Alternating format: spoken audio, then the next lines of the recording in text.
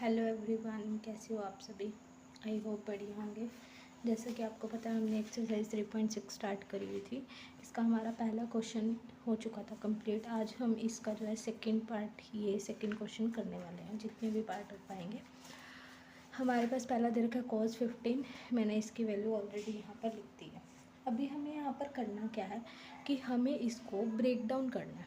ठीक है, इस 15 को ऐसे पार्ट्स में डिवाइड करेंगे कि हमारे पास जो ये वाले फॉर्मूलाज से हम इन वाले फॉर्मूलाज का यूज़ कर सकें। ठीक है, इनमें से किसी का भी, तो आप किसी में भी कर सकते हो। अब देखो यहाँ पर कोज है ना, तो मतलब हमें कोज में या तो आप a प्लस बी में कुछ बना सकते हो या a माइनस बी में, मतलब इन दोनों में से कुछ बनाओगे तो इन दोनों फॉर्मूलाज में से किसी एक का यूज़ करोगे। Let's start. कोज 15 है, मैं इसको 15 को ऐसे लिख सकती हूँ 45 माइनस 30। 45 में से अगर आप 30 लेस करोगे तो आपके पास 15 आ जाएगा। अब हम क्या करते हैं, इसको मान लेते हैं ए, इसको मान लेते हैं बी। कोज ए माइनस कोज बी, क्या फॉर्मूला होता है इसका? इसका होता है कोज ए कोज बी प्लस साइन ए साइन बी। ये इसका फॉर्मूला होता है। ठीक है, ये हमारे पास इसका फॉर्मूला होता है, कोज ए माइनस बी का कोज ए कोज बी प्लस साइन ए साइन बी। ठीक है, अब यहाँ पर ए की जगह पर कौन काम कर रहा है? ए की जगह पर 45 काम कर रहा है, बी की जगह पर 30। तो ये लिखा कोज ए की जगह पर 45, बी की जगह पर 30 प्लस साइन ए की जगह पर 45 और बी की जगह पर 30। अब हमें पता है कोस 45 क्या होता है? 1/√2 होता है। ठीक है, और कोस 30 क्या होता है? हमारे पास √3/2 होता है। कोस 45, ये साइन 45 क्या होता है? 1/√2, और साइन 30 क्या होता है? वो होता है हमारे पास 1/2। इसके इससे मल्टीप्लाई करेंगे √3, इसके इससे करेंगे 2√2, इसके इससे करेंगे 1 1 जा 1, इसके इससे करेंगे 2√2। अब देखो बेस सेम है तो इसको एक बार लिख देंगे और ऊपर वाला एडिशन में √3 + 1 एलसीएम लेके यही आएगा, तो इसका सोल्यूशन हो जाएगा। ठीक है, ये इसका आंसर आ गया। सेकंड का फर्स्ट ये आंसर है इसका। ठीक है, let's start second part of this question. Second part में हमारे पास क्या गिवन है? Tangent 75 degree. क्या गिवन है? Tangent 75 degree. टेंजेंट 75 को कैसे लिख सकते हो? 45 + 30। अब देखो टेंजेंट ए प्लस बी का फॉर्मूला लगाएंगे। टेंजेंट ए प्लस बी का, टेंजेंट ए प्लस बी का, टेंजेंट ए प्लस बी का ये फॉर्मूला है tangent A plus tangent B 1 minus tangent A tangent B. तो टेंजेंट ए प्लस बी का formula use करेंगे। यहाँ पर क्या हो जाएगा?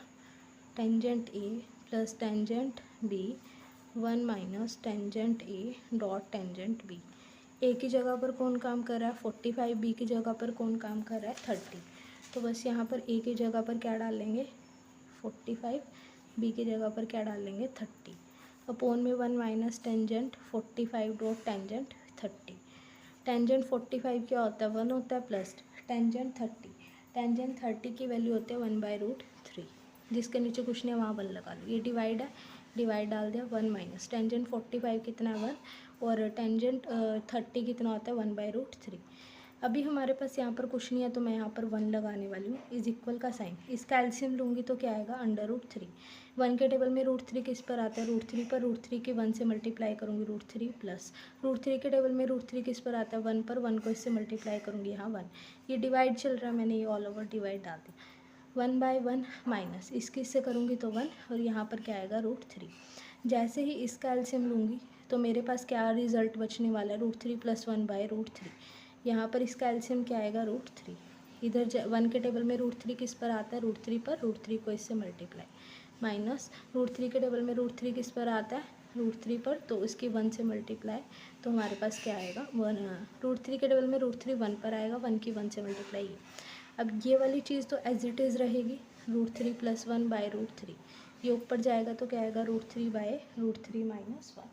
ठीक है, इतना आ जाएगा। तो बस उसके बाद हम लोग क्या करेंगे? यहाँ पर √3 से √3 कैंसिल हो जाएगा, √3 + 1/√3 - 1।